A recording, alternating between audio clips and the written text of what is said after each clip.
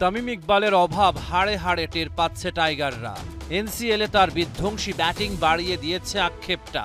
তামিম আন্তর্জাতিক ক্রিকেট থেকে দূরে সরে যেতেই বাংলাদেশ দল ওপেনিং পার্টনারশিপে হারিয়েছে বটবৃক্ষের ছায়া। টিম ম্যানেজমেন্ট মিস করছে তার অভিজ্ঞতা। ওয়েস্ট ইন্ডিজের বিপক্ষে ওডিআই সিরিজে বাংলাদেশের ব্যর্থতার প্রধান কারণ নড়বড়ে উদ্বোধনী জুটি। 3 ম্যাচের একটাতেও নেই 50 রানের পার্টনারশিপ। এই সিরিজে তানজিদ তামিম আর সৌম্য সরকারের সর্বোচ্চ রানের জুটিটা মাত্র 34 রানের। আফগানিস্তানের বিপক্ষে ইনিংস ওপেন করার দায়িত্বে ছিলেন তানজিদ তামিম আর সৌম্য সরকার। ওই সিরিজেও ওপেনিং পার্টনারশিপে বলার মতো কোনো অর্জন ছিল না। 2-1 ব্যবধানে সিরিজ হেরেছিল টাইগাররা।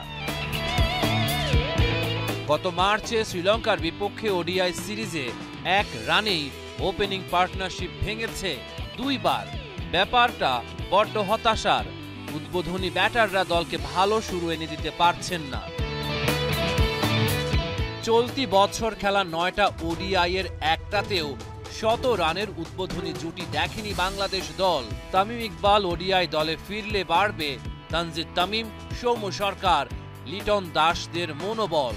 দলকে পথ দেখানোর কাজটা বারবার করে গেছেন তামিম। নিজের ক্যারিয়ারের পাশাপাশি ওডিআইয়ে বাংলাদেশকেও করেছেন রঙিন। চ্যাম্পিয়ন্স ট্রফিতে তাই দেশসেরা ওপেনারের ফেরা জরুরি। তবেই হালে পানি পাবে বাংলাদেশ দলের উদ্বোধনী জুটি। রহমান পেয়ার, 71।